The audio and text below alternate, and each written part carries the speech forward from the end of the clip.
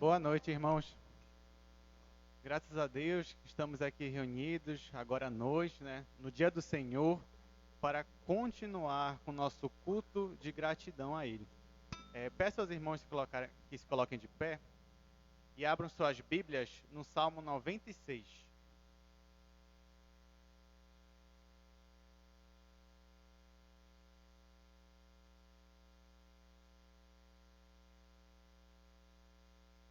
Nós iremos ler o Salmo 96, do versículo 1 até o versículo 6. Eu irei ler de 1 a 5 e no último, que é o 6, aí eu peço que a igreja me acompanhe também. O salmista diz assim: Cantai ao Senhor um cântico novo, cantai ao Senhor todas as terras. Cantai ao Senhor, bendizei o seu nome, proclamai a sua salvação dia após dia. Anunciai entre as nações a sua glória, entre todos os povos as suas maravilhas. Porque grande é o Senhor e muito digno de ser louvado, temível mais que todos os deuses. Porque todos os deuses dos povos não passam de ídolos. O Senhor, porém, fez os céus, todos. Glória e majestade estão diante dele. Força e formosura no seu santuário. Oremos. Obrigado, Senhor Deus, por este dia. E obrigado, Senhor, pela oportunidade que temos de abrir a nossa boca para cantar louvores a Ti, Senhor. Obrigado pela salvação, por meio do Teu Filho Jesus Cristo, nosso Senhor e Salvador. E obrigado, Senhor, pela vida nova que Tu nos deste. Que todos os dias, ó Pai, possamos consagrar a Ti. Nos abençoa, ó Pai, nos guarda. Abençoa cada família aqui, Senhor. Oramos a Ti agradecidos, no nome santo de Jesus. Amém. Podem sentar, irmãos. O salmista aqui no Salmo 96, ele começa afirmando uma ordem: cantai ao Senhor um cântico novo. E a primeira pergunta que vem aqui: o que seria esse cântico novo? Alguns teólogos vão dizer que a novidade aqui na expressão cântico novo não está somente na música, até pode ser, né? Não é errado você sempre renovar, né, os seus hinos, os seus cânticos a Deus, é até bom você fazer isso, mas a novidade aqui do cântico novo está principalmente no seu coração. Alguns teólogos vão dizer que esse cântico novo aqui vem de um coração novo, de um coração convertido. Quer dizer que antes, quando você não conhecia Deus, você podia até cantar, você pode até ir para a igreja, você pode até cantar junto com a congregação. Mas se você não tem um coração temente a Deus, um coração convertido, aquele cântico para você acaba sendo nada, acaba sendo palavras vazias que vão sair da sua boca. Enquanto que quando você se converte verdadeiramente, quando você crê em Cristo como seu Senhor e Salvador, as músicas, os louvores, os cânticos a Ele, tudo se torna novo para você. O que sai da sua boca agora é um verdadeiro cântico de louvor a Deus, que vem de um coração novo, renovado pelo Espírito Santo em Jesus Cristo. E ele continua aqui: cantai ao Senhor um cântico novo, cantai ao Senhor todas as terras. Perceba que o salmista não está convocando apenas a nação de Israel. Desde aqui do Antigo Testamento você já encontra indícios de que a salvação ela abrange mais, além de Israel, ela é para todos os povos. Então, todos os povos, eles têm o dever de louvar a Deus, né? Uma vez convertido, você como cristão, você deve abrir a sua boca em gratidão a Deus e cantar e louvar o nome dele. E o salmista continua: cantai ao Senhor, bendizei o seu nome, proclamai a sua salvação dia após dia. Claro que a nossa adoração a Deus, nosso louvor, não pode ser só dia de domingo. E o salmista chama a nossa atenção aqui para que esse nosso louvor e adoração sejam constantes, seja algo diário em nossas vidas. E no versículo 13 ele diz: anunciar entre as nações a sua glória, entre todos os povos, as suas maravilhas. Mais uma vez o salmista apontando aqui para todas as nações. Porque grande é o Senhor e muito digno de ser louvado, né? Esses são os motivos que a gente tem para adorar a Deus. E aqui ele diz também que Deus é temível mais que todos os deuses. É óbvio que quando a Bíblia diz a palavra deuses, lógico que ela não está dizendo que existem de fato outros deuses, né? Mas Deus é maior que todos. Não, Deus é só um, né? Existe só um único Deus verdadeiro. Só que muitas outras coisas na nossa vida, por causa da nossa natureza carnal, pode acabar ocupando o lugar de Deus em nossas vidas. E por isso que a Bíblia acaba dizendo que existem outros deuses, mas não no sentido verdadeiro, mas no sentido de idolatria. Tanto que no verso seguinte ele fala: porque todos os deuses dos povos não passam de ídolos. Quer dizer que qualquer coisa que você coloca no seu coração de modo que ocupe o lugar de Deus, seja o dinheiro, seja os seus estudos, seja o seu trabalho ou qualquer outra coisa, uma pessoa na sua vida, isso vai se tornar um ídolo, isso vai se tornar um Deus para você, mas que não é o Deus verdadeiro. E aí ele continua dizendo: o Senhor, porém, fez os céus. Então, uma das maneiras de você comparar o Deus verdadeiro para os outros que são falsos é que somente o Deus verdadeiro é que fez os céus, porque somente Ele tem todo o poder. Quando a gente vai ler lá em Gênesis, a gente vai ver que Deus criou o universo pelo poder da sua palavra. Nós não temos isso. Você fala alguma coisa, não necessariamente vai aparecer aquilo. É claro que não vai aparecer, mas Deus não. Deus, pelo contrário, ele fala e as coisas acontecem. Ele manda que alguma coisa apareça e isso surge. Então, a criação de Deus é do nada. A partir do nada, Deus criou todas as coisas pelo seu imenso poder. E por último, no versículo 16, diz assim: glória e majestade estão diante dele. Claro que o Deus único e verdadeiro, ele é majestoso, ele é glorioso. E uma coisa interessante aqui nessa última parte, o salmista fala: força e formosura no seu santuário. É interessante que normalmente quando a gente ouve a palavra formosura, né, algo formoso, algo belo, às vezes a gente pensa numa planta, numa flor, numa rosa. É porque às vezes a gente sempre liga a questão o adjetivo formosura, né, o adjetivo belo, com algo frágil, como uma rosa. Mas na verdade, em Deus você encontra não só a formosura, mas a força. Deus está nele, né, a força e também a formosura. Ele é todo poderoso e nele também está a beleza. Então somente em Deus é que você encontra o perfeito equilíbrio.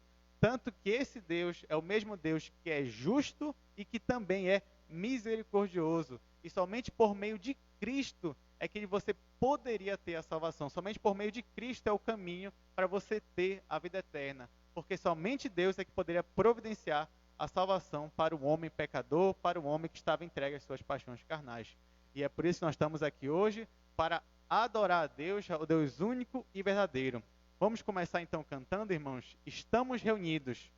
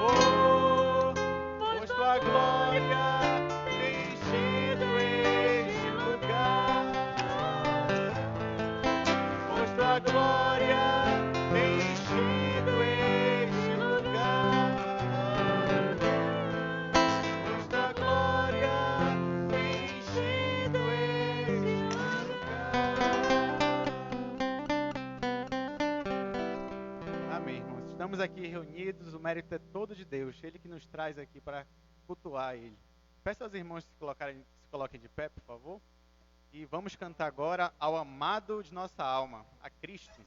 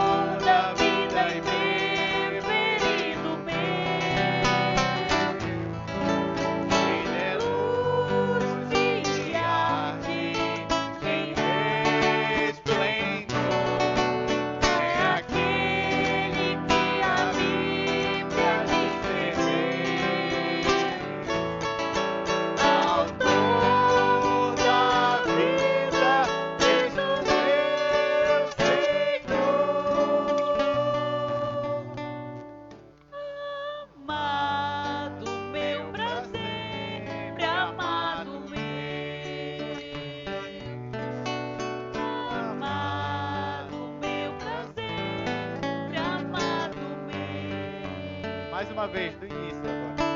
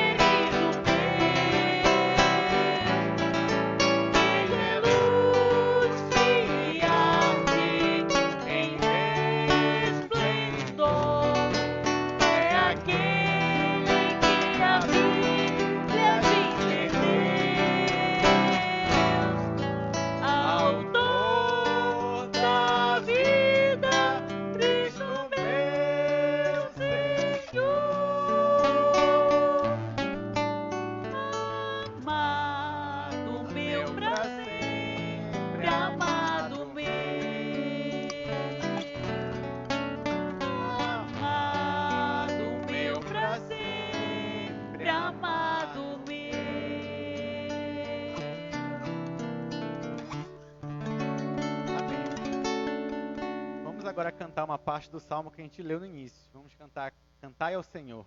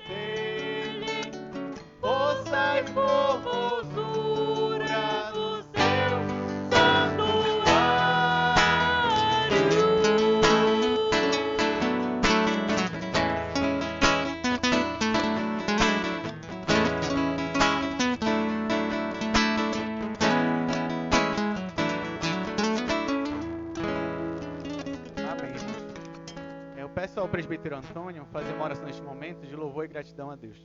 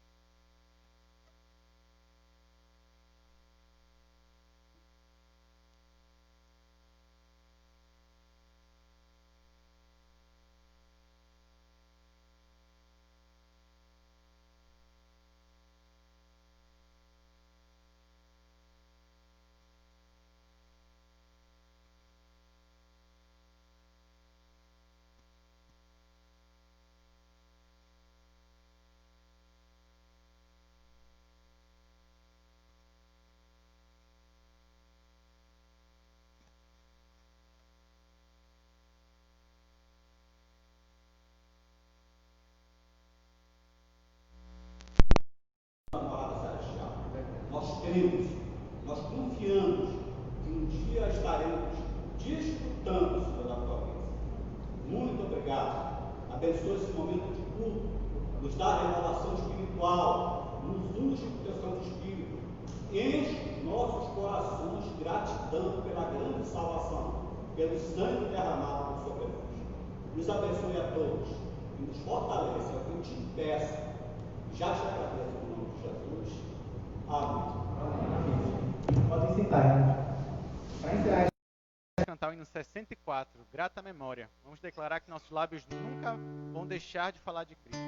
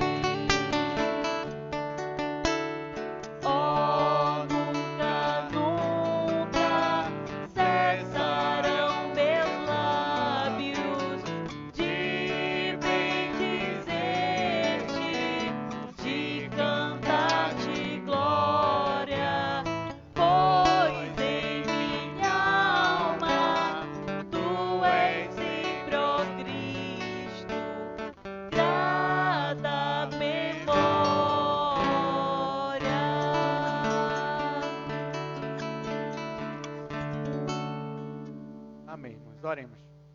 Obrigado, Senhor. Muito obrigado pela nossa vida. Obrigado, Senhor, porque estamos aqui, Senhor, para te cultuar, sabendo, Senhor, que Tu és Deus grande e único digno de louvor. Que nossos lábios, ó Pai, nunca cessem de declarar que nós cremos em Cristo, que Ele é o nosso Senhor, nosso Salvador. Porque, ó Pai, quando andávamos em densas trevas, ó Pai, Tu mostraste a Tua luz, abriste, Senhor, os nossos olhos e nos agasalhaste nos Teus braços. Muito obrigado, Senhor, porque mesmo que façamos tudo, Senhor, em nossas vidas, nada vai poder pagar tudo que Tu fizeste por nós, Senhor. O mérito, ó Pai, da nossa salvação é todo Teu.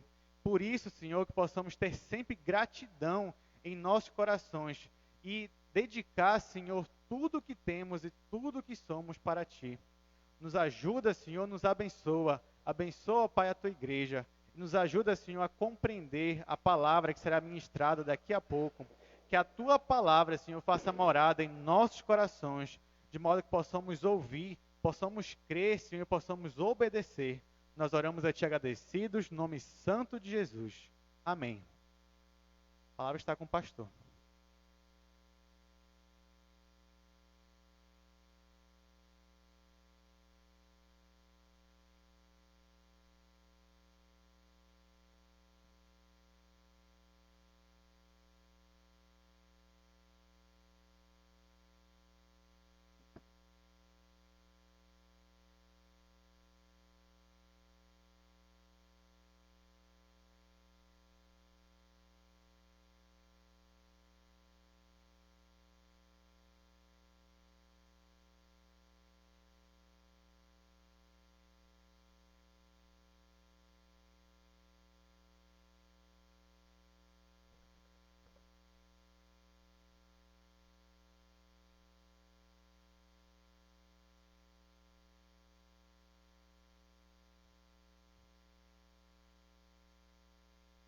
Meus amados irmãos e irmãs, uma boa noite a todos. Que alegria vê-los aqui nesta noite, uma satisfação recebê-los. Nós estamos retomando as exposições que estamos fazendo no livro de Marcos, do Evangelho de Marcos. E eu queria então convidar você, nessa noite, para abrir para Marcos, capítulo de número 14, verso 27 a 31.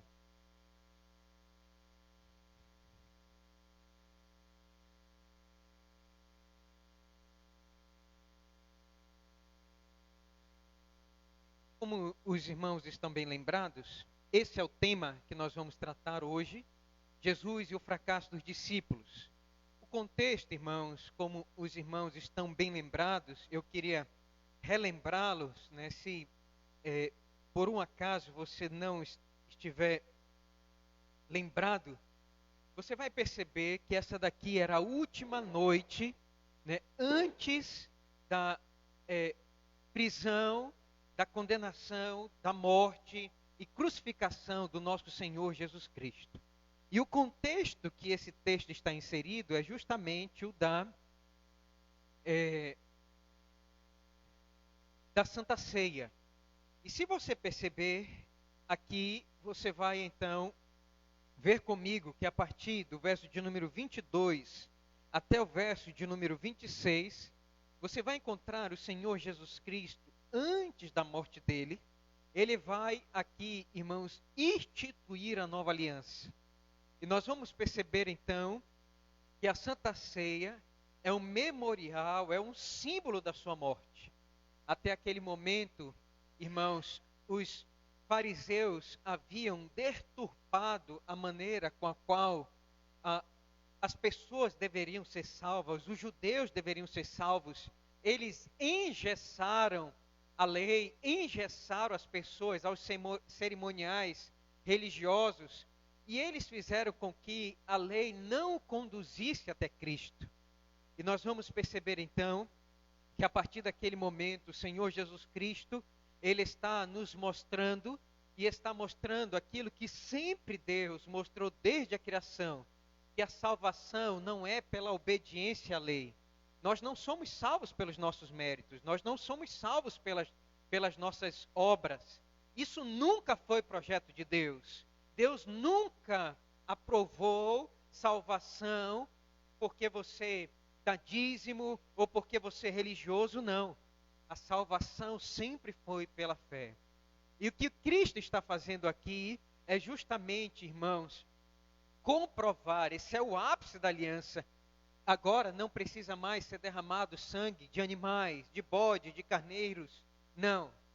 Agora o Cordeiro de Deus, ele está dizendo: eu sou o sacrifício. Aqui está nas minhas mãos o cálice e na outra mão o pão. E esse vai ser, a partir de agora, esse memorial da minha morte pela fé. Vocês devem então tomar desta mesa. Vocês devem então viver essa fé de que eu já vim e morri por vocês pecadores. Eu vou morrer na cruz por vocês pecadores. Nós vemos então a instituição da aliança. Nós vemos então que a instrumentalização desta nova aliança pelo sangue de Cristo. Verso 23, ele vai dizer isso, e 24. A seguir tomou Jesus um cálice, tendo dado graças, o deu aos discípulos, e todos beberam dele. Então lhes disse: isto é o meu sangue, o sangue da nova aliança, derramado em favor de muitos. Então, irmãos, por que Cristo está morrendo? É porque Ele não quer que você vá para o inferno? É porque você tem que ir para o céu? Não. Jesus está morrendo por causa dos seus pecados. É porque você está mergulhado em pecado, você vive em pecado. E Jesus veio salvar você dos seus pecados.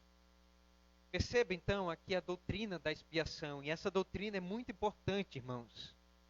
O Senhor Jesus vai nos ensinar que a morte dele não é simplesmente suficiente para salvar você. Não. A morte de Cristo, ela é eficiente para salvar você dos seus pecados. Percebam que ele vai derramar o seu sangue, irmãos, o sangue da nova aliança, para poder salvar você dos seus pecados. Porque sem derramamento de sangue não há remissão de pecados, vai dizer o autor aos Hebreus. E percebam aqui que o Senhor Jesus Cristo, ele vai dizer que essa salvação não é em favor de todos. Porque senão não precisaria de inferno. Se todos fossem salvos, para que Jesus então veio para a cruz? Perceba aqui que ele vai dizer: meu sangue foi derramado em favor de muitos. E aí nós lembramos das palavras dele naquelas parábolas, quando ele diz: muitos são chamados, mas poucos escolhidos. E a doutrina da eleição vai nos revelar então que essa expiação de Cristo, dos eleitos, não é para todos. A salvação não é universal, ela é particular, ela é individual, e é para aqueles que creem no sangue e no sacrifício de Cristo na cruz do Calvário. A consumação da nova aliança, irmãos, está aí. Como é que vai ser consumada essa nova aliança? Jesus vai dizer, verso de número 25, vamos ler todos? Em verdade vos digo que jamais beberei do fruto da videira, até aquele dia em que o hei de beber novo no reino de Deus. Como vai ser consumada essa nova aliança? Quando o Senhor Jesus voltar. E aí nós vamos ver então o Senhor Jesus buscar a sua noiva, e nós vamos ver então essa aliança, ela ser colocada no dedo, esse casamento ser feito, e nós vamos ver o ápice, a consumação dessa nova aliança, quando a igreja estará convivendo com o seu noivo, Cristo, para todo sempre. Perceba, irmãos, aqui, esse é o contexto, o Senhor Jesus está mostrando isso. Percebam que os fariseus haviam feito de tudo para que o Senhor Jesus morresse depois da Páscoa. Eles não queriam confusão, esse é o contexto. Perceba aí comigo, capítulo de número 14, verso de número 1. Vejam aí o que eles dizem. Dali a 2 dias era a Páscoa. E a festa dos pães asmos. E os principais sacerdotes e os escribas procuravam como o prenderiam à traição e o matariam, pois diziam: não durante a festa, para que não haja tumulto entre o povo. Notem comigo então que os fariseus, os sacerdotes, eles queriam matar Jesus depois da Páscoa. Mas esse não era o plano de Deus, esse não era o plano divino. Quando é que Jesus tinha que morrer? Na Páscoa. Por quê? Porque ele era o Cordeiro de Deus. E todas as festas judaicas, todas as instituições judaicas apontavam para Cristo. Cristo era o templo, Cristo era a Páscoa, Cristo era o Cordeiro. E ele agora, irmãos, teria que morrer dentro da festa da Páscoa, para que esse significado fosse um significado, irmãos, para toda a igreja, e um significado eterno. O Cordeiro de Deus morreu na Páscoa. Nós vamos perceber então que o traidor, ele sai, vai fazer então, né, o seu plano maquiavélico, satânico, levado pelo diabo, né, vai dizer que o diabo possuiu Judas, e Judas então sai correndo e vai chamar, né, bater na porta dos sumos sacerdotes, né, Caifás, naquele ano, e nós vamos perceber que ele manda então a turba para poder prender o Senhor Jesus. Mas antes disso acontece, meus amados irmãos, outra coisa. Há um contexto aqui antes da prisão de Cristo. Eu quero que você note, está aí do verso de número 27 até o verso de número 31, que é o fracasso dos discípulos. Aqueles que conviveram com Cristo, que andaram 3 anos com o Rabi Nazareno, eles não foram capazes de sustentar a sua fé. Eles não foram capazes de se manterem firmes até o fim. Eles abandonaram o Messias, o seu mestre. E o que isso nos ensina? Meus amados irmãos, aqui tem verdades profundas para o nosso cristianismo. Nós temos que notar que todo o Evangelho tem lições a nos ensinar, verdades teológicas que querem nos levar, irmãos, ao aperfeiçoamento, à admoestação do nosso cristianismo. E nós temos então que olhar para o nosso coração e perceber até onde eu vou por Cristo.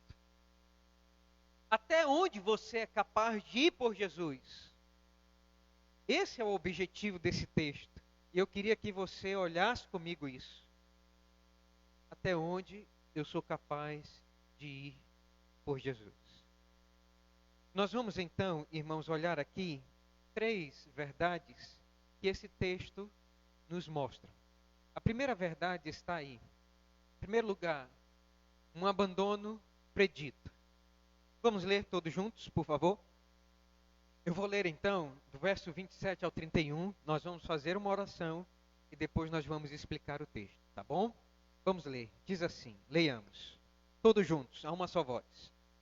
Então lhes disse Jesus, todos vós escandalizareis, porque está escrito, ferirei o pastor e as ovelhas ficarão dispersas.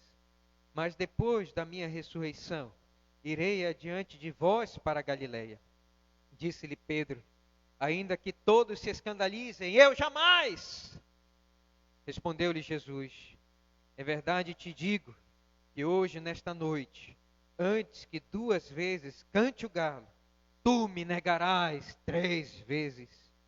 Mas ele insistia com mais veemência, ainda que me seja necessário morrer contigo, de nenhum modo te negarei. Assim disseram todos. Vamos orar? Por favor, Senhor, ajuda-nos, abençoa-nos. Que o Senhor, pela Tua graça, nos visite com a Tua santa palavra. E que o Senhor derrame sobre nós, sopre sobre nós o Teu Espírito, Senhor. Para que possamos, mais uma vez, sermos abençoados pelas verdades do Teu Evangelho, do nosso Senhor Jesus. Senhor, por favor, fica conosco. E que o Senhor agora nos ajude a orar em espírito, para que a Tua palavra faça, Senhor Deus, morada, e ela transforme, Senhor, a nossa alma e o nosso coração e nos melhore nesta caminhada cristã. Por favor, Senhor, nos abençoa. No nome de Jesus. Amém. Percebam, meus amados irmãos, então, que logo após a ceia, o Senhor Jesus Cristo, Ele mais uma vez vai chamar a atenção aqui dos discípulos.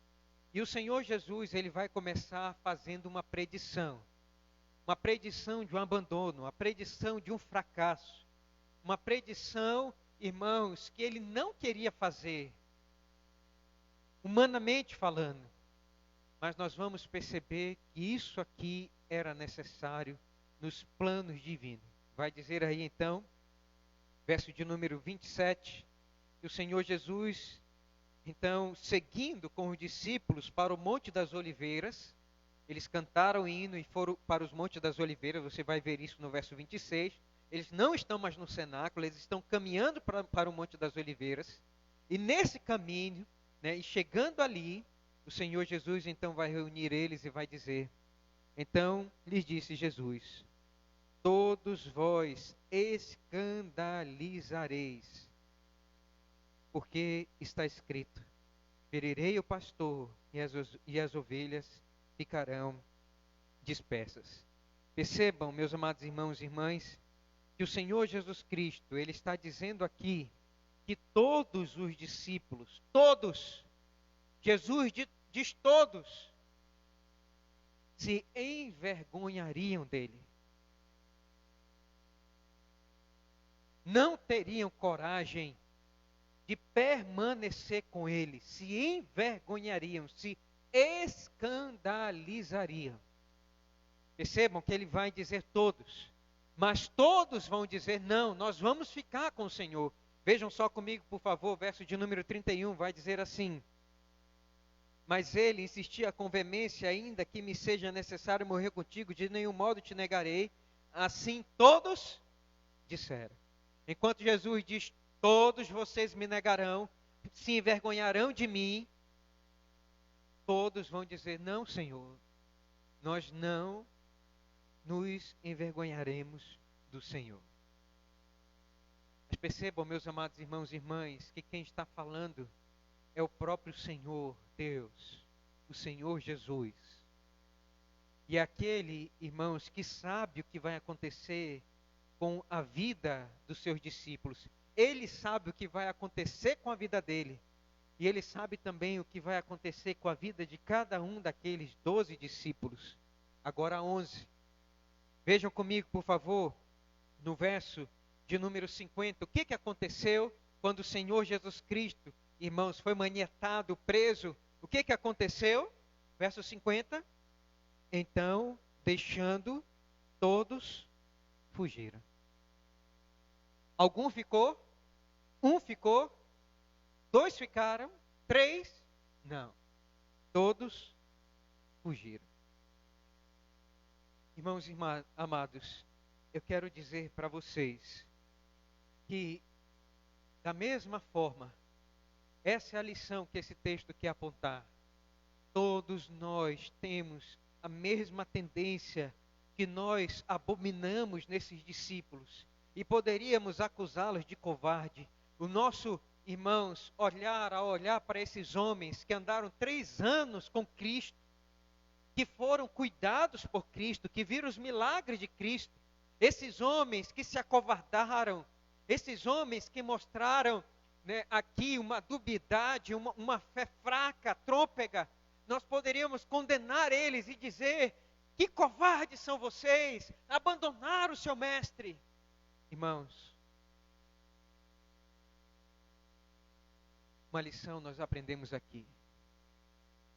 Se nós não vigiarmos, se nós não estivermos atentos à palavra de Deus, eu e você também temos a mesma condição hoje de abandonar o Senhor Jesus Cristo. Todos o abandonaram. Não ficou. Isso nos mostra, irmãos, a fragilidade da nossa vida cristã. Isso mostra e aponta para mim e para você que nós, mesmo achando que somos fortes, nós somos fracos. Muito fracos. Abra comigo, por favor, para 2 Coríntios, capítulo de número 12. Veja, meus amados irmãos, essa verdade teológica da nossa fraqueza. Perceba comigo, por favor, o quanto eu e você somos fracos.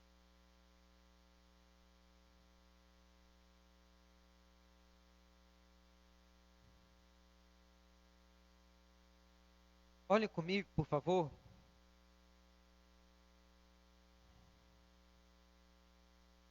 Por favor, leiam comigo, capítulo de número 12. E vejam o que o apóstolo Paulo vai dizer aí, por favor. Se é necessário que me glorie, ainda que não convém, passarei, me perdoe, verso de número 5. De tal modo me gloriarei, não porém de mim mesmo, salvo nas minhas fraquezas. Pois se eu vier a gloriar-me, não serei nesso, porque direi a verdade. Mas abstenho-me para que ninguém se preocupe comigo mais do que em mim vê ou de mim ouve. Para que não me ensoberbecesse com a grandeza das revelações, foi-me posto um espinho na carne, mensageiro de Satanás, para me esbofetear, a fim de que não me exalte. Por causa disto, 3 vezes pedir ao Senhor que o afastasse de mim. Então ele me disse: a minha graça te basta, porque o poder se aperfeiçoa na fraqueza. De boa vontade, pois, me gloriarei aonde? Nas fraquezas, para que sobre mim repouse o poder de Cristo. Pelo que sinto prazer nas fraquezas, nas injúrias, nas necessidades, nas perseguições, nas angústias, por amor de Cristo. Porque quando sou fraco, então é que sou forte. Quero dizer aqui para você, nesta noite, Paulo vai dizer: quem está de pé, veja que não caia. Jesus diz: todos vocês se envergonharão de mim. E todos disseram: não, Senhor, não, Senhor. Eu e você podemos dizer: Senhor, eu nunca vou me envergonhar do Senhor. Mas pode chegar o dia, irmãos, disso acontecer. E se nós estivermos com o coração, irmãos, soberbo, isso pode acontecer conosco. Paulo vai nos ensinar aqui que é melhor nós nos humilharmos. É melhor eu e você vivermos, irmãos, colocando a boca no pó e nos gloriando nas nossas fraquezas e dizendo: Senhor, ajuda-me porque eu sou fraco. Senhor, eu não posso ficar em pé. Senhor, o Senhor sabe que eu tenho toda a tendência de negar o Senhor. Senhor, o Senhor sabe que eu tenho toda a falha de ir para longe do Senhor. Se o Senhor disse daqueles homens que andaram contigo que eles te abandonariam e eles abandonaram, Senhor, quanto mais a mim. Por isso, Paulo vai dizer: pelo que sinto mais prazer nas fraquezas, nas injúrias, do que me exaltar e dizer: eu estou de pé, eu vou ficar com o Senhor, eu nunca vou te abandonar. Cuidado, que isso pode acontecer com você. A teologia, irmãos, cristã, é uma teologia de humilhação. É melhor eu e você dissermos: Senhor, eu sei que eu vou te abandonar, mas ajuda-me, do que dizer, como todos disseram naquela noite: eu vou ficar. Percebam, meus amados irmãos, quanto isso é sério. Olhem comigo, por favor, Jeremias, capítulo de número 29.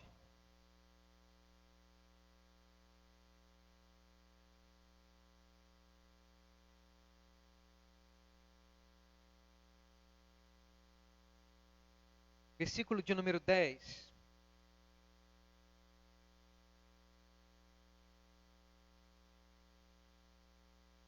Me perdoe, versículo de número 11. Diz assim, vamos ler juntos? Eu é que sei que pensamentos tenho a vosso respeito, diz o Senhor. Pensamentos de paz e não de mal, para vos dar o fim que desejais. A palavra aqui, irmãos, pensamentos, no original hebraico, também pode ser traduzido por planos. Percebam que o Senhor Jesus Cristo, Ele está prevendo o futuro. Ele está dizendo o que vai acontecer. Quem conhece o nosso futuro mais do que nós planejamos é o Senhor Deus. Perceba então que Deus é quem está falando conosco. Ele vai dizer aqui: eu sei é que planos tenho a vosso respeito, diz o Senhor. Planos de paz, e não de mal, para vos dar o fim que desejais. Se nós somos crentes, irmãos, crentes fiéis, e se nós servimos a esse Jesus, Ele tem planos para a nossa vida. Percebam aqui que o Senhor, Ele vê o futuro. É Ele quem planeja o futuro. Ele é quem sabe o nosso futuro. E é Ele quem está dizendo para mim e a você qual é o nosso futuro. Nós temos toda a tendência de ir para longe dEle. Ele está alertando. E nós, apercebidos disso, então, vamos aqui entrar na segunda verdade desse texto. Olhem só comigo, por favor. Segundo lugar, vamos ler todos juntos aqui. Uma promessa restauradora. Olhem aí comigo, por favor. Verso 27 e 28, vamos ler? Então, lhes disse Jesus: todos vós escandalizareis, porque está escrito: ferirei o pastor, e as ovelhas ficarão dispersas. Mas depois da minha ressurreição, irei adiante de vós para a Galiléia. Perceba, irmãos, que o Senhor Jesus, Ele vai usar aqui, no verso de número 27, Zacarias 13, verso 7, quando Ele diz: ferirei o pastor, e as ovelhas ficarão dispersas. Quem era que estava ferindo o pastor? Quem é que estava levando o Senhor Jesus Cristo para ser crucificado? Isso aqui era plano dos fariseus. Quem estava levando Jesus para ser crucificado eram os saduceus. Quem estava entregando Jesus para ser ferido foi Judas Iscariotes? Absolutamente não. Quem estava levando o Senhor Jesus para a cruz, quem era? Era Deus. Quem levou Jesus até a cruz, quem foi para ser ferido? Foram os nossos pecados. Nós vamos ver, meus amados irmãos, aqui que era plano de Deus que o pastor fosse ferido e que as ovelhas fossem dispersas. Eles teriam que abandonar o Senhor Jesus Cristo. Jesus estava aqui dizendo para eles, irmãos, que era cumprimento da profecia. Mas aqui nós vemos, irmãos, uma promessa restauradora, uma promessa gloriosa. Uma promessa, irmãos, que também tem impacto sobre a nossa vida. Perceba aí o que Jesus vai dizer no verso de número 28. Mas depois da minha ressurreição, irei adiante de vós para a Galiléia. A Galiléia foi onde tudo começou. Aonde o ministério de Cristo começou. E Jesus está dizendo, quando passar essas coisas, quando esse clima tenso de perseguição, de morte, de crucificação passar, quando eu ressuscitar, Jesus está dizendo, eu irei para a Galiléia e restaurarei vocês ali. Todos vocês que me abandonaram, eu congregarei novamente. Isso aqui, irmãos, é uma palavra restauradora. Percebam que Jesus tinha tudo, para mandar aqueles discípulos embora. Vocês me negaram, se escandalizaram. Mas ele diz, não, isso aqui é cumprimento da palavra de Deus. Vai ter que acontecer isso. Vocês vão ter que me abandonar. Eu vou ter que ir sozinho para a cruz. É cumprimento eterno da vontade de Deus. Eu vou ter que ir sozinho, abandonado, solitário. E eu cumprirei e serei ferido. É isso, meus amados irmãos, que diz lá em Isaías capítulo de número 53, que ele seria transpassado, ele seria moído pelos nossos pecados, ele seria abandonado de todos. Todos olhariam para ele como alguém que não tinha aparência. E repudiariam, e cuspiriam nele, e blasfemariam contra ele. E ele iria sozinho para morrer na cruz. Pela sua igreja, por aqueles que o amam e têm fé nele. E vai dizer aqui que depois de todas essas coisas, ele ressuscitaria. E vai dizer então que lá no local, aonde começou tudo, ele então congregaria novamente os discípulos. Amados irmãos, isso aqui nos ensina uma lição preciosa. Em primeiro lugar, nós podemos, na nossa vida e na nossa caminhada cristã, abandonar Cristo. E muitas vezes nós fazemos isso, irmãos. Nós envergonhamos a Cristo quando nós amamos mais os nossos pecados, quando nós fazemos aquilo que a nossa carne deseja, quando o nosso coração pecaminoso se torna o dono das nossas ações e nós, amados irmãos, não crucificamos o nosso erro. Isso várias vezes acontece conosco e muitas vezes nós abandonamos a Cristo. Às vezes, irmãos, dentro do nosso coração. Mas quando nós tomamos consciência disso e sabemos, irmãos, que o nosso amado Salvador, Ele perdoa os nossos pecados, quando nós sabemos que Ele tira a vergonha de nós, quando nós nos arrependemos e quando nós nos voltamos para Ele, e quando nós mostramos o que há dentro de nós e pedimos para Ele força e vigor para retornar até Ele, vai dizer então que Ele nos chama até a Galileia. E Ele quer se encontrar conosco, com aqueles que o abandonam, muitas vezes na sua caminhada de vida cristã. Jesus diz, eu vou encontrar com você novamente. Ele não abandona a mim e a você. Essa é uma promessa restauradora. Ele restaura aqueles que o abandonam, que se envergonham dele. Jesus diz, eu vou restaurar vocês. E essa promessa também é para mim e para você. Que alegria e doce promessa, irmãos, nós sabemos que esse Jesus diz, eu vou me encontrar com você novamente. Que alegria por isso. Não é um Deus, um Salvador que nos abandona a nossa própria sorte. Jesus tinha tudo para fazer isso com aqueles apóstolos, dizer, não, vocês me abandonaram, agora é minha vez, eu vou abandonar vocês. Mas esse não é o Evangelho. O Evangelho é perdoador, o Evangelho é gracioso. E Jesus vai dizer aqui, eu vou me encontrar com vocês de novo. Isso nos ensina uma segunda lição.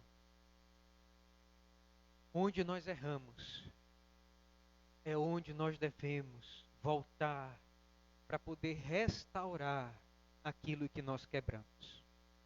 Jesus ensina aqui, irmãos amados, esse princípio teológico. Aonde você errou, aonde você caiu, aquilo que você desfez, é o local aonde você deve reiniciar a sua caminhada cristã novamente. Os discípulos começaram na Galileia. Aonde é a sua Galileia?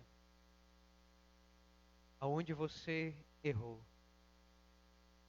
Aonde você, de alguma maneira, transgrediu o Evangelho e a lei de Deus? É lá que você deve retornar. E é lá que você deve ajeitar as coisas. Não adianta você, como crente, né, quem sabe, brigar com a igreja aqui e dizer, vou para outra igreja. Jesus diz, não. Se você errou aqui nesta igreja, conserte, ajeite as coisas. E é a partir daqui que você vai caminhar.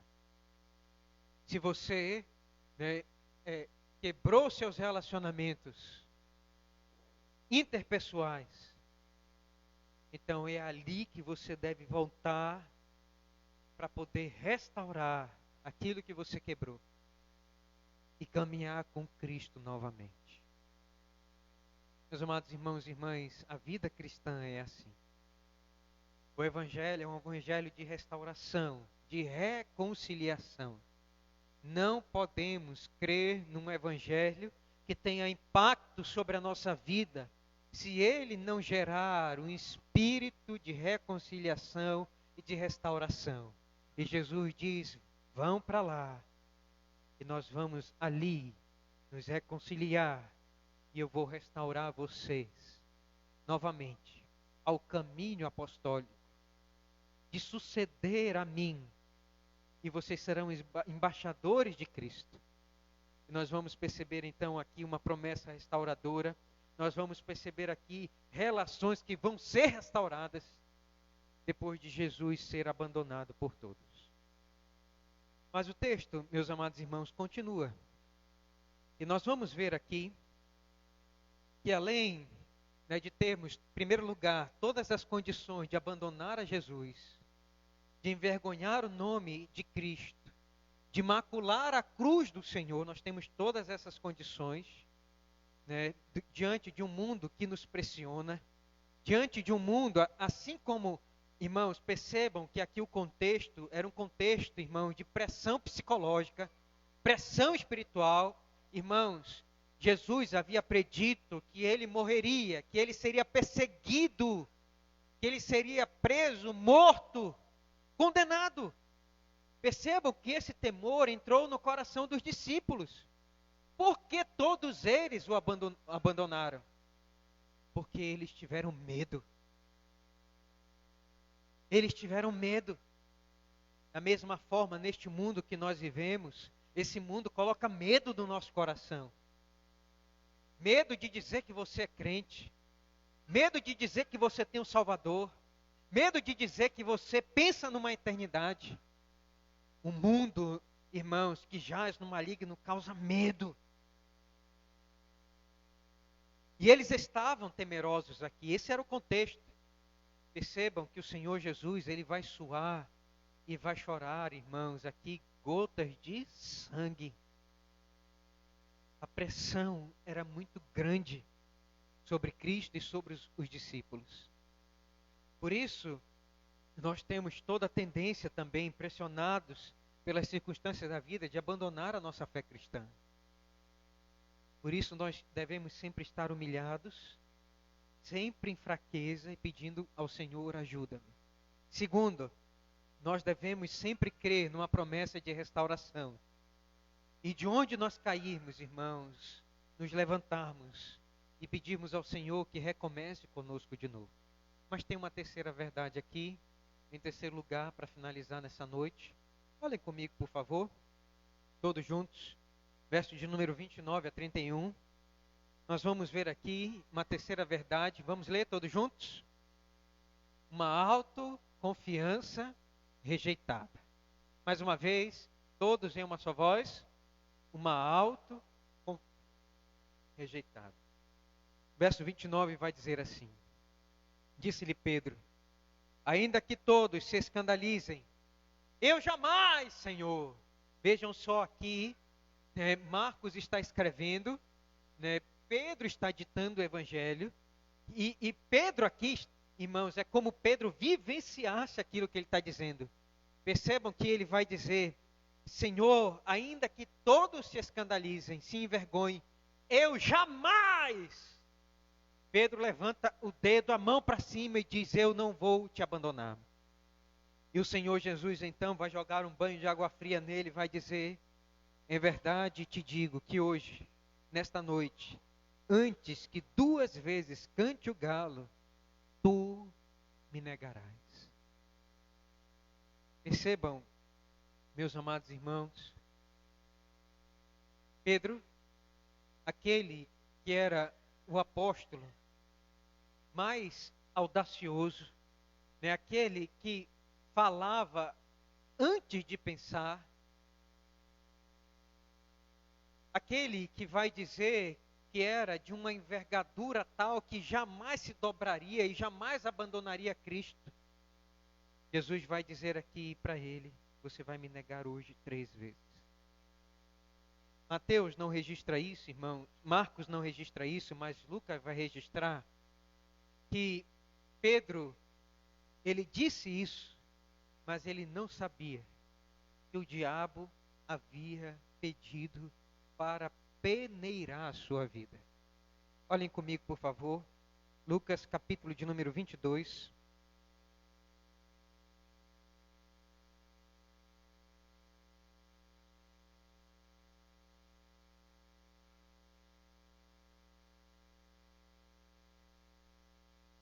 Lucas vai registrar aqui o que Marcos não registra, e ele vai nos mostrar aqui, de uma forma mais ampla, o que está acontecendo aqui. E quando Simão se levanta e diz: Senhor, jamais te abandonarei, Jesus então aqui, como um pai, ele vai dizer assim, como se fala a uma criança: Simão, Simão, eis que Satanás vos reclamou para vos peneirar como trigo. Será que Satanás está pedindo pela minha vida e a sua vida como pediu pela de Pedro? Será que Satanás hoje, até o dia de hoje, pede para peneirar a nossa vida? Com toda certeza sim. E vai dizer aqui, o Senhor Jesus, ele vai interceder diante do Pai e vai dizer: eu, porém, roguei por ti, para que a tua fé não desfaleça. Tu, pois, quando te converteres, fortalece os teus irmãos. Pedro, porém, respondeu: Senhor, estou pronto a ir contigo para a prisão, para a morte. Jesus vai dizer: afirmo-te, Pedro, que hoje 3 vezes negarás que me conheces antes que o galo cante. Percebam, meus amados irmãos e irmãs, voltando lá para Marcos, versículo de número 31, ele vai dizer essas mesmas palavras, ele vai dizer: mas Pedro insistia com mais veemência ainda. Marcos vai registrar aqui com mais veemência, com mais força. Pedro vai dizer para Jesus: Senhor, ali no jardim, né, no Monte das Oliveiras, ele vai dizer: Senhor, com mais veemência, ainda que me seja necessário morrer contigo, de nenhum modo te negarei. Sem dúvida, irmãos, nós podemos crer que as palavras de Pedro eram sinceras. Possivelmente Pedro aqui estava sendo sincero. Você vai perceber mais para frente que ele é o primeiro a puxar a espada e ele vai cortar a orelha, né, do servo, do sumo sacerdote. Você vai perceber, né, que ele foi capaz realmente, ele seria capaz, ele estava sendo sincero, dizendo que ele daria a vida para Cristo. Mas, irmãos, apesar da sinceridade, ele não tinha força, fé para fazer isso. Percebam lá em Lucas, capítulo 22, que ele vai dizer: eu pedi pela tua fé. Irmãos, isso aqui é uma autoconfiança apoiada no braço humano. Pedro se confiava simplesmente na sua coragem. Mas coragem, irmãos, não é tudo. Nós temos que ter algo mais para poder nos manter firmes na vida cristã. E isso, irmãos, vem pelo poder do Espírito Santo na nossa vida. Paulo vai dizer em 1 Coríntios, capítulo 10, verso 12. Vamos ler? Eu já fiz referência a esse texto, mas eu quero mais uma vez ler para você. 1 Coríntios 10, verso de número 12. O que é que ele vai dizer lá? Quem achar pode ler.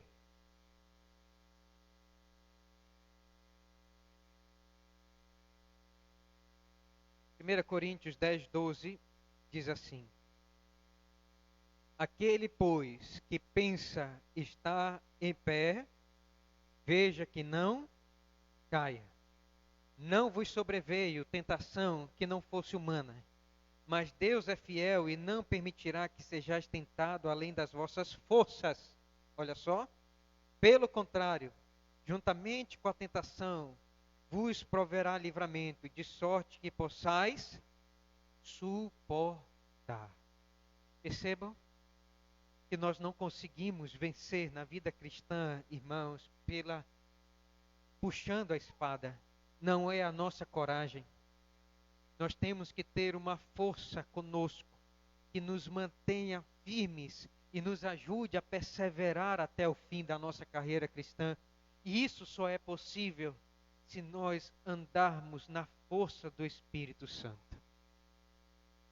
Provérbios, irmãos, capítulo de número 28. Vamos abrir para lá? Por favor, olhem comigo. Como nós somos, pensamos que somos autossuficientes. Eu já sou crente há muito tempo. Irmãos, olha só o que diz aí Provérbios 28, verso de número 26. O que confia no seu próprio coração é insensato, mas o que anda em sabedoria será salvo. Leia agora comigo, por favor, Provérbios 16, 18. Diz assim a palavra do Senhor: a soberba procede à ruína, e a altivez do espírito à queda. Leiam agora, por favor, para finalizar, Provérbios 29, verso 23.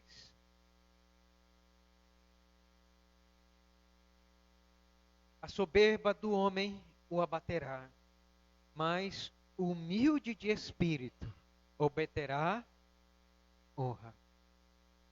Quero dizer aqui para você nessa noite, finalizando, irmãos, temos toda a tendência de abandonar nossa fé cristã e envergonhar a Cristo pela maneira com a qual nós nos conduzimos. Nós temos que estar atentos para isso. Mas esse evangelho é um evangelho restaurador, que nos leva, irmãos, sempre a nos levantar de onde caímos. E eu queria dizer para você, para finalizar, essa é a última verdade que nós aprendemos aqui. Não seja um crente pretensioso, que se arroga um grande conhecedor de teologia, de Bíblia, quando o que sustenta você na vida cristã não são os seus braços, não é a sua coragem como Pedro, não são as suas palavras, mas é o seu relacionamento íntimo de amor e de fidelidade a Cristo, andando no Espírito, andando no Espírito. Olhem comigo, por favor, irmãos, para finalizar, Gálatas, capítulo de número 6.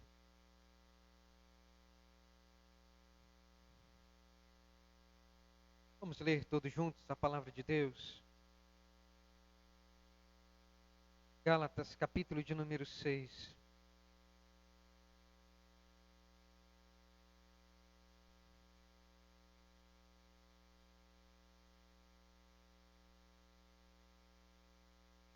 Vamos ler verso de número 6. Me perdoem, verso 7. Não vos enganeis, de Deus não se zomba, pois aquilo que o homem semear, isso ceifará. Porque o que semeia para a sua própria carne, da carne colherá corrupção. Mas o que semeia para o Espírito, do Espírito colherá a vida eterna. E não nos cansemos de fazer o bem, porque a seu tempo ceifaremos, se não desfalecermos. Ande no Espírito, semeie no Espírito. Percebam que esse aqui, meus amados irmãos, é o modo com o qual nós devemos andar diante do Senhor Jesus Cristo. Não seja uma pessoa autossuficiente. Seja uma pessoa humilde. Senhor, eu preciso de Ti. Ajuda-me, ajuda-me, ajuda-me. Irmãos, isso aqui está envolto no final do ministério e da vida do Senhor Jesus Cristo.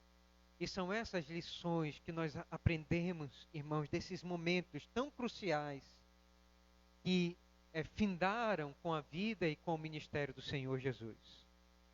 Eu queria que você percebesse isso. E eu queria que você olhasse, para o Evangelho de Marcos, capítulo de número 14, e você então analisasse o seu cristianismo. E que você se visse aqui, e que você tratasse o seu coração, e pedisse ao Senhor ajuda, porque nós não somos capazes, irmãos, de nos manter em pé. se não for na força do Espírito. Se Deus não estiver andando com você, se você não estiver andando com Ele, e pedindo a Ele: Senhor, me ajuda a vigiar, me ajuda a vigiar, Senhor, me ajuda a vigiar, você pode cair. E é fato, meus amados irmãos e irmãs, e é tão triste ver pessoas que um dia andaram tão animados, que pregavam a Cristo, que eram zelosos da igreja e da família de Deus e da comunhão com os irmãos, mas por causa de circunstâncias e de crises, abandonaram a fé. Quantos exemplos nós temos? Quantas pessoas estão, irmãos, hoje envergonhando a Cristo com uma vida de pecado, de lamaçal, de pecado, jogando lama no Evangelho, e longe daquela vida verdadeira, daquela vida real que o Evangelho de Cristo nos proporciona.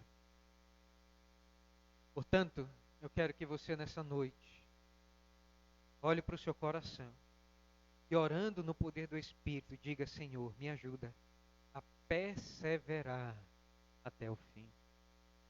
O Senhor Jesus vai dizer lá em Apocalipse, irmãos, que aqueles que perseverarem até o fim receberão a coroa da vida.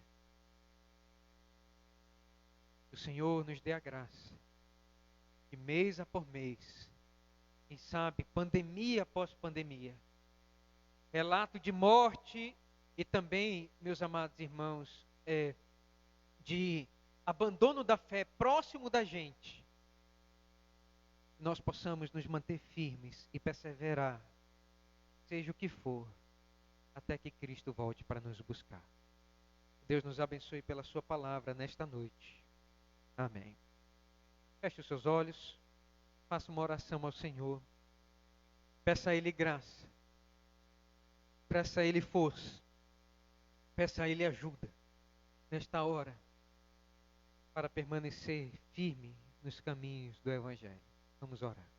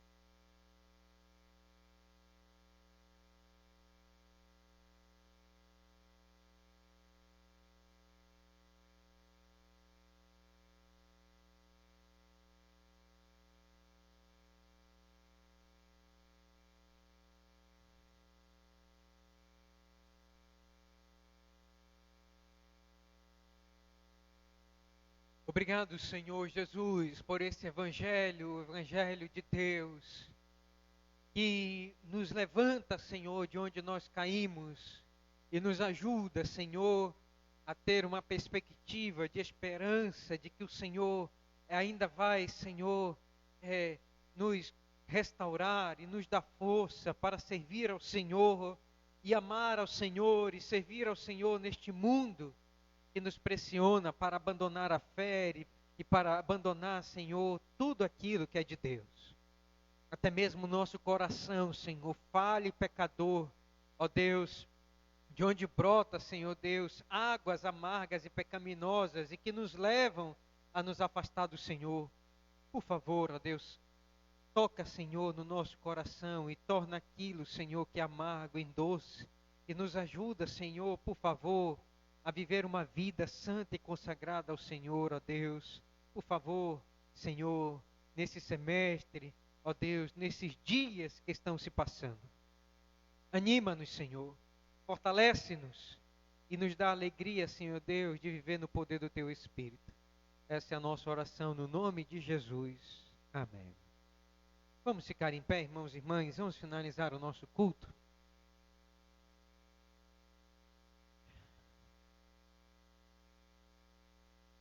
Vamos cantar todos juntos? O hino de número 368 do nosso cenário. Os irmãos e irmãs que quiserem ter o privilégio de participar do ofertório podem fazer isto nesta hora.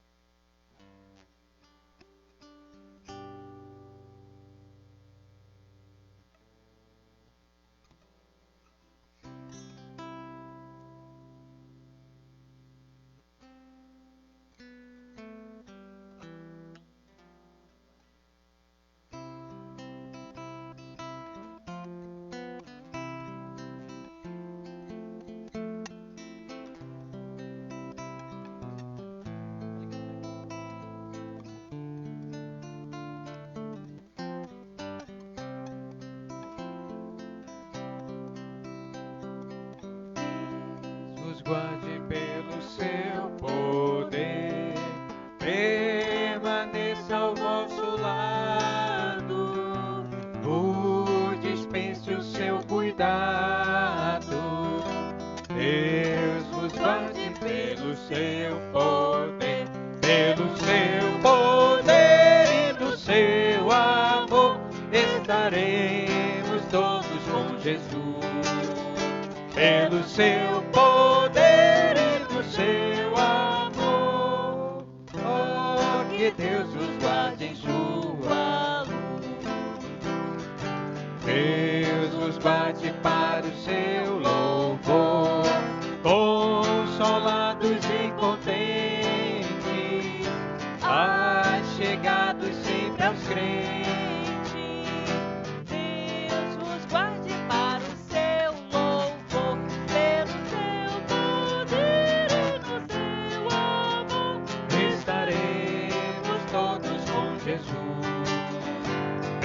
Seu poder e do seu amor, que Deus os guarde em sua luz.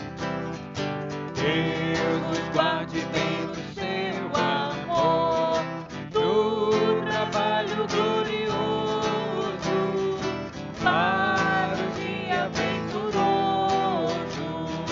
Deus guarde bem do seu amor. Pelo seu poder e do seu amor estaremos todos com Jesus. Pelo seu poder e do seu amor, que Deus vos guarde em sua luz.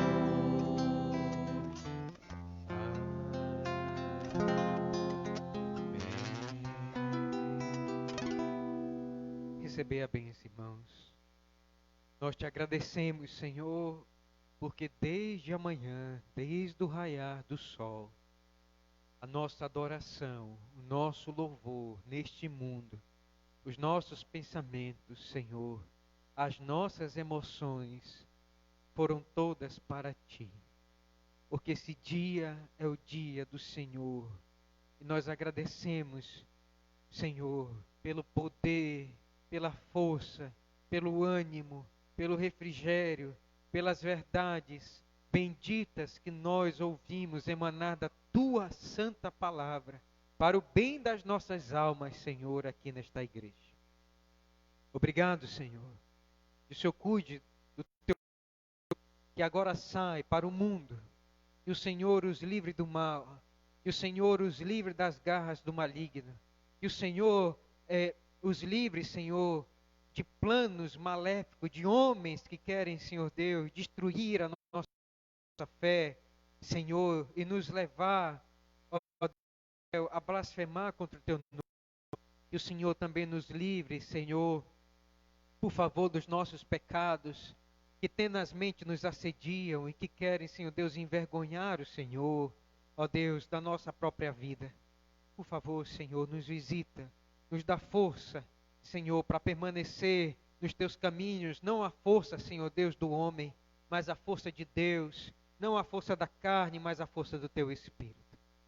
Que a graça merecida do nosso amado, eterno Salvador Jesus, que o amor de Deus o Pai, o poder, a comunhão, as consolações, a presença do Espírito, os frutos do Espírito, a paz do Espírito, seja derramada sobre a vida de vocês, irmãos, hoje e para todo sempre.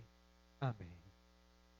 E a graça do Senhor Jesus e o amor de Deus o Pai e a comunhão,